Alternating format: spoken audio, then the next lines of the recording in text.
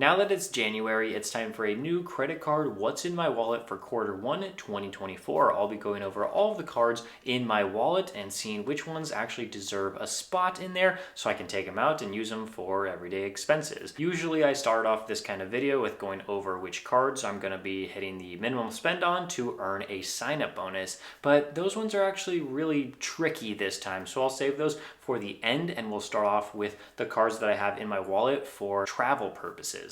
The first one is going to be the American Express Platinum card. I have this card in my wallet for one reason, and that is airport lounges. I have access to Centurion lounges, Escape lounges. Both of those are from American Express, and this card also offers Plaza Premium lounges as well as Priority Pass. A whole lot of options there for airports. That is what I use this card for pretty much all the time. It's not the best spending card, and so I don't really put a ton of spend on it except for like the 5 times points you get for flights. Sometimes I use this card, but most of the time I actually use a card that I'm trying to hit the minimum spend on to hit that welcome offer. So this card, yes, it's completely worth it to have in my wallet because I'm going on a couple trips in this quarter. I'll be going to Centurion lounges at least like 2 or 3 times this quarter, as well as plenty of Priority Pass lounges along the way. Card number 2 and 3 is the Chase IHG cards. This one is the personal version, this one is the business version,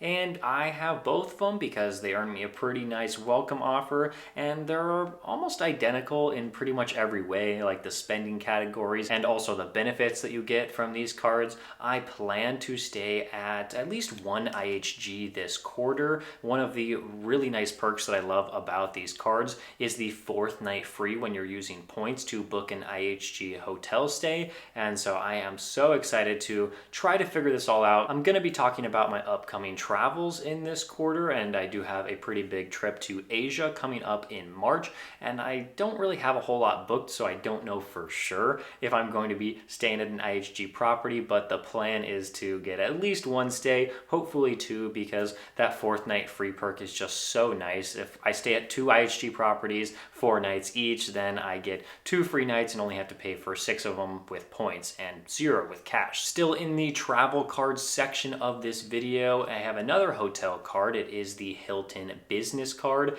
This one is going to be really nice to use whenever I stay in a Hilton this quarter. And just like I talked about with my upcoming trip to Asia in March, I don't have the IHG hotel booked. I don't have a Hilton hotel booked, but I'm assuming that we're going to be at least one Hilton hotel, so I'm going to need that credit card in my wallet. Do have travel booked in February, but unfortunately no Hiltons or IHGs on that trip, so we'll just have to see what happens coming up in March. And now moving on to not a credit card, so this will be pretty brief, but I do always want to mention that I do have this ATM card from Fidelity. It's a cash management account. I use this for ATMs worldwide. It's so nice because it is a Visa, and so pretty much every single ATM accepts this card. And what's so great about this is I don't have to pay any ATM fees or foreign transaction fees to use this card at ATMs. And so yes, I will have to, I guess, pay that up front, the whatever fee the ATM charges, and then just within like a couple days Fidelity will refund that exact amount back to my account.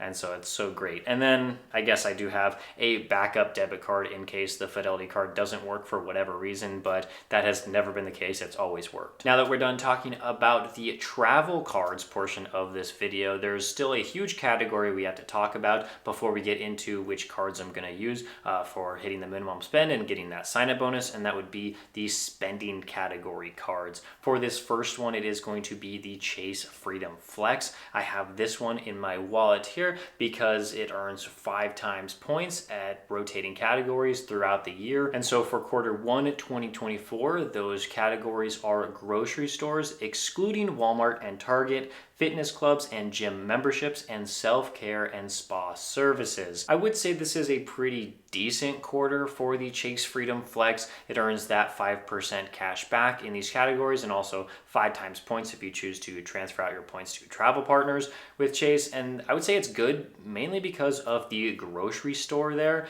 It's pretty solid. I mean, a lot of people spend a lot of money at grocery stores, and so you want to rack up those points as long as you're not like working towards towards like a minimum spend, it would be more beneficial to use those sign-up bonus cards before using this Chase Freedom Flex. But a lot of people aren't always working on sign-up bonuses, so could be pretty solid there. I would have to say that me personally, I'm not a big fan of this because I get most of my groceries from Walmart. I do have a free Walmart Plus with my American Express Platinum card, and so I just get my groceries delivered to my apartment, and it's great, and me and my wife love doing that. So we won't earn 5 times points for grocery stores with the Chase Freedom Flex this quarter, but I think that's okay. And along with the gym memberships and the spas, I have a free gym at my apartment complex, and so I don't pay for a gym right now. And also with the spa, whatever, I don't even know what would qualify with that. Well, actually, I looked it up. Let me just read it off to you. It's massages, spa treatments, manicures, tanning, barber and salon services. I don't really spend any money ever in these categories, and so that's kind of useless. So yes, I do have the Freedom Flex in my wallet whenever I go in person to a grocery store, so I guess I'll use it there.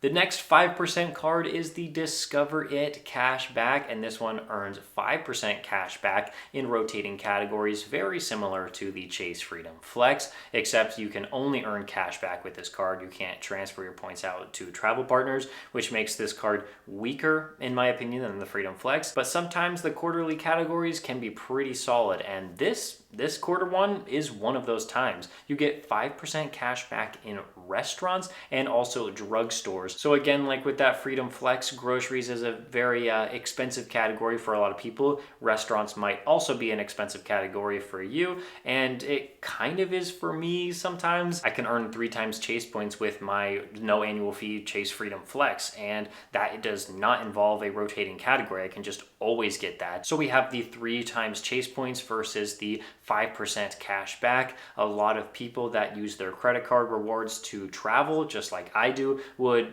argue that the 3 times Chase points would actually be a better value than the 5% cash back. I still haven't committed to what card I will use for restaurants when I'm not trying to hit a minimum spend. So the Discover It card, maybe it'll be there, but it probably won't get that much use this quarter. Other cards that I want to mention in the spending category portion of this video is the Ink Preferred from Chase. This one earns me 3 times points on all travel purchases, and with Chase, that travel category is so broad. It can be used for so many different things. I like it way better than American Express's travel category because they kind of split it up into 2. It's a travel category and a transit category, but Chase, I believe, just kind of combines them all and says it's all travel. And so this card is great to use, especially with no foreign transaction fee when I'm traveling internationally. It's so nice whenever I'm not using like a hotel card or anything like that. It just earns a ton of points on travel. Another card I definitely want to keep in my wallet at all times is the Capital One Venture X.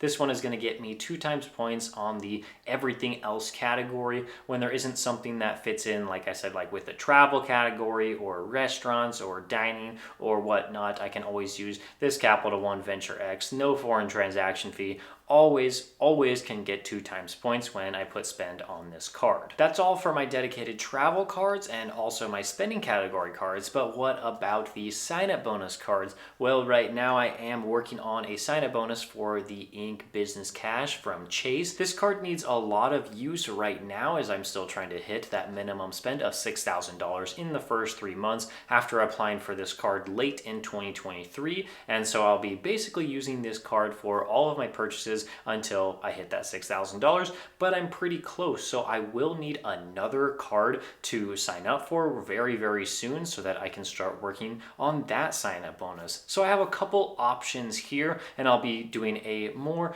in-depth breakdown of all the cards I plan on signing up for in all of 2024 in the next video I'm going to post on this channel, but for right now, I'll just give you a sneak peek on some of the ones I'm thinking about. Right now, the next card I want to sign up for is the American Express Business Gold card. And the reason why I want to do that is it currently has an elevated sign-up bonus of 150,000 Amex membership rewards points after spending $10,000 in the first 3 months. This $10,000 is a lot to spend, and it's going to take me a while to hit that if I am approved for this card, but I think it would be totally worth it. One of the other reasons why I would want to get this card right now and I want to sign up for in January is because the annual fee is about to increase from $295 to $375 on February 1st, and I want to hopefully lock in that cheaper annual fee price